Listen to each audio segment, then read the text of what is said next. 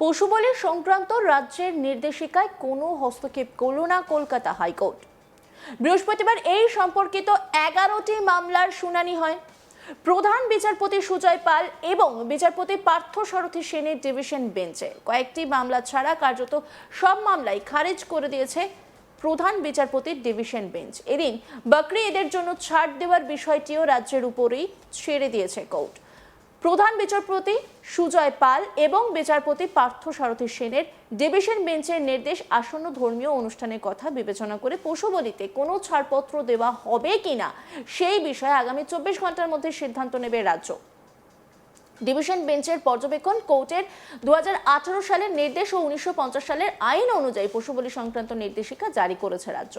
সেক্ষেত্রে কোনো অন্তর্বর্তীকালীন নির্দেশ দেওয়ার প্রয়োজনীয়তা নেই। তবে যে নির্দেশের বিরুদ্ধে মামলা তার সাংবিধানিক বৈধতা পরবর্তীকালে খতিয়ে দেখবে কোর্ট। গরু মোষ কোরবানির পর্যাপ্ত পরিকাঠামো রাজ্যে আছে কিনা বিবেচনা করে দেখতে নির্দেশ দিল কলকাতা হাইকোর্ট। প্রধান বিচারপতি সুজয় পাল ও বিচারপতি পার্থ সারথী সেনের ডিভিশন বেঞ্চ নির্দেশ জানিয়েছে 1950 সালের পশু নিধন আইন অনুযায়ী শংসাপত্র প্রদান ও গরু কোরবানি যাতে করা সম্ভব হয় তার জন্য পর্যাপ্ত পরিকাঠামোর ব্যবস্থা দ্রুত রাজ্য করে দিতে পারবে বলে আশা ব্যক্ত করেছে আদালত। এই নিয়ে রিপোর্ট তুলে ধরেছেন আমার কলিগ, দেখব। বকরি ঈদে গরু হত্যা বা গরু কুরবানি দেওয়া ইসলাম ধর্মের রীতি নয় এবং তা আবশ্যক নয় বলে নির্দেশে জানালো কলকাতা হাইকোর্ট। পাশাপাশি প্রকাশ্য স্থানে বলি দেওয়াও সুপ্রিম কোর্টের একাধিক নির্দেশে তা আইনত নিষিদ্ধ বলেই উল্লেখ করা হয়েছে। তবে কলকাতা হাইকোর্টে নতুন রাজ্য সরকার 15ই মে আসন্ন ঈদের আগে যে বিজ্ঞপ্তি জারি করেছে 1950 সালের পশু নিধন আইনের 12 ধারা উল্লেখ করে সেই বিষয়টি যাতে আসন্ন বা 27-28 তারিখে যে বকরি ঈদ রয়েছে সেই ঈদে যাতে গো হত্যা বা গরু জবাই করার বিষয়ে ছাড় দেওয়া হয় 24 ঘন্টার মধ্যে সেই বিষয়ে বিবেচনা করার নির্দেশ দিয়েছে কলকাতা হাইকোর্টের প্রধান বিচারপতি সুজয় পাল ও বিচারপতি পার্থ সারথী সেনের ডিভিশন বেঞ্চ। আমরা জানি যে গত 15ই মে রাজ্য সরকার আসন্ন ঈদের আগে একটি বিজ্ঞপ্তি জারি করেছে, যেখানে পরিষ্কার বলা হয়েছে কোথায় কোথায় কিভাবে গো হত্যা গরু মোষ জবাই করা যাবে ঈদ উপলক্ষে। সেই নির্দেশিকার বিরুদ্ধে বা সেই বিজ্ঞপ্তিকে চ্যালেঞ্জ করে কলকাতা হাইকোর্টে মোট 11টি মামলা দায়ের হয়েছিল। তার মধ্যে বেশ কিছু মামলা খারিজ করে দিয়েছে কলকাতা হাইকোর্ট। বেশ কিছু মামলায় সাংবিধানিক প্রশ্ন জড়িত রয়েছে বলে প্রধান বিচারপতি উল্লেখ করেছেন। সেই বিষয়ে পরবর্তীতে সব পক্ষের হলফনামার পরিপ্রেক্ষিতে বিষয়টি পরবর্তীতে বিবেচনা করা যেতে পারে। তবে আপাতত রাজ্য সরকার যে বিজ্ঞপ্তি জারি করেছে সেই বিজ্ঞপ্তিতে কোনো রকম হস্তক্ষেপ করছে না আদালত। কিন্তু রাজ্যের এই বিজ্ঞপ্তির পরিপ্রেক্ষিতে যে মামলাগুলো দায়ের করা হয়েছে এবং সেই মামলায় যে বিষয়গুলো উত্থাপন করা হয়েছে, যেখানে জানানো হয়েছে যে 1950 সালের পশু নিধন আইনের 12 নম্বর ধারায় যা উল্লেখ করা হয়েছে সেই অনুযায়ী রাজ্যে কি পর্যাপ্ত পরিকাঠামো আছে, পর্যাপ্ত কসাইখানা রয়েছে। পাশাপাশি বিজ্ঞপ্তিতে 1950 সালের আইনের বিজ্ঞপ্তিতে শুধুমাত্র পুরো এলাকা কলকাতা এবং কালিম্পং মিউনিসিপ্যালিটির ক্ষেত্রে এই বিজ্ঞপ্তি প্রযোজ্য বলে উল্লেখ করা হয়েছিল। ফলে পঞ্চায়েতগুলোতে এমনকি এই আইন ইমপ্লিমেন্টই করা হয়নি।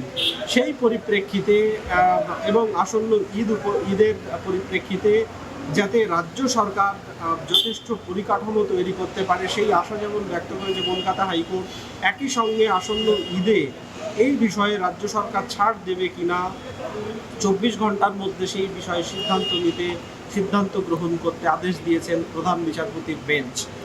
প্রসঙ্গত রাজ্য 15 তারিখ যে বিজ্ঞপ্তি জারি করে সেই বিজ্ঞপ্তির পরিপ্রেক্ষিতে যে মামলা দায়ের হয়েছিল সেখানে একাধিক মামলায় উল্লেখ করা হয় যে 1950 সালের পশু নিধন আইনের 12 নম্বর ধারা অনুযায়ী যে বিধিনিষেধ আরোপ করা হয়েছিল সেটি সুদীর্ঘকাল আগে, সেই সময় ভারতীয় সমাজ ব্যবস্থা অনেকটাই কৃষি নির্ভর ছিল। সেই সময় গরুকে কৃষিকাজে ব্যবহার করা হতো অনেক বেশি। পাশাপাশি দুধের উৎপাদন যাতে না কমে সেই দিকে তাকিয়ে এই আইন আনা হয়েছিল। কিন্তু বর্তমান সময়ে কৃষিকাজে গরুর তেমন ব্যবহারই হয় না। আর দুধ উৎপাদনের ক্ষেত্রে দেখা যায় যে 3-4 বছর পর্যন্ত গরুকে দুধ উৎপাদনের কাজে লাগানো যায়, তারপরে তারপরে সেই গরুকে দুধ উৎপাদনের কাজে না লাগালেও তাতে খুব একটা সমস্যা হওয়ার কথা নয়। পাশাপাশি দুধের যে প্রোডাকশন বা বলা যায় যে দুধের উৎপাদন দেশে পর্যাপ্ত রয়েছে, তাতে কুরবানি হলে সমস্যা হওয়ার কথা না। যদিও রাজ্যের পক্ষে এবং কেন্দ্রের পক্ষে জানানো হয়, কেন্দ্রের পক্ষে অ্যাডিশনাল সলিসিটর জেনারেল তিনি জানান যে গরু পাচারের ফলে দেশে বা রাজ্যে গরুর সংখ্যা কমছে। তারপরে এই আইন ইমপ্লিমেন্ট না করলে গো সম্পদ সেখানে কোথাও একটা দেশের যে সম্পদ সেই সম্পদে ঘাটতি হতে পারে। পাশাপাশি তিনি আরও জানান যে এই আইন শুধুমাত্র কোনো একটা রাজ্যের জন্য নয়, গোটা দেশের জন্যই এই আইন। ফলে এবং প্রশাসনিক কর্তৃপক্ষ দেশের পক্ষ থেকে যখন এই আইন বলবৎ করার জন্য বিজ্ঞপ্তি জারি করা হয়েছে এবং এই আইন সুদীর্ঘ কাল ধরে চলে আসছে, বিভিন্ন সময় বিজ্ঞপ্তি জারি করে লোককে ওয়াকিবহাল করা হয়েছে, সেই পরিপ্রেক্ষিতে এখন এই মামলা গ্রহণযোগ্য নয়। পাশাপাশি রাজ্যের পক্ষ থেকে আইনজীবীও জানান যে এই আইন বা এই বিজ্ঞপ্তি নতুন কিছু নয়। কলকাতা হাইকোর্ট এর আগে একাধিকবার নির্দেশ দিয়েছে এবং শেষ 2018 সালের নির্দেশের পরিপ্রেক্ষিতে, সুপ্রিম কোর্টের নির্দেশের পরিপ্রেক্ষিতে এই বিজ্ঞপ্তি জারি করা হয়েছে। ফলে এই বিজ্ঞপ্তি নতুন কিছু নয় এবং এই আইনকে চ্যালেঞ্জ করার যে চ্যালেঞ্জ করা হয়েছে তা গ্রহণযোগ্য নয় বলে আইনজীবীদের পক্ষ থেকে জানানো হয়। যদিও মামলাকারীদের পক্ষে আইনজীবী বিকাশ রঞ্জন ভট্টাচার্য সহ একাধিক আইনজীবী জানান যে পরিপ্রেক্ষিতে বা যে উদ্দেশ্যে এটি করা হয়েছে সেই উদ্দেশ্য কতটা যুক্তিযুক্ত এবং কতটা বাস্তবসম্মত সেই বিষয়গুলো খতিয়ে দেখা উচিত আদালতে। সেখানে বলা হয়েছে যে 14 বছরের বেশি বয়সী এবং অসুস্থ পশু বা গরু মোষকেই একমাত্র কুরবানির কাজে ব্যবহার করা হবে। কিন্তু পাশাপাশি যদি কারোর আপত্তি থাকে তারা আপিল করতে পারবে। সেক্ষেত্রে 1 টাকার জুডিশিয়াল স্ট্যাম্প পেপার দিয়ে তাকে এই আপত্তি করতে হবে। 1 টাকার জুডিশিয়াল স্ট্যাম্প পেপার লোকজন কোথায় পাবে সেই নিয়েও রীতিমতো আদালতে হাস্যকর পরিস্থিতি তৈরি হয় বা বিচারপতিরাও হাসতে থাকেন এই নিয়ে এবং আইনজীবীরাও হাসাহাসি করতে থাকেন মামলার শুনানি পর্বে। পাশাপাশি বিকাশ রঞ্জন ভট্টাচার্য বলেন যে যদি পরিসংখ্যান দেখা যায় তাহলে দেখা যাবে যে গরু উৎপাদন আগের থেকে অনেকটাই বেড়েছে গোটা দেশে। সেই পরিপ্রেক্ষিতে পশু জবাই নিয়ে যে নির্দেশিকা জারি করা হয়েছে তা কতটা যুক্তিযুক্ত, কতটা বাস্তবসম্মত সেটি বিচার করা প্রয়োজন।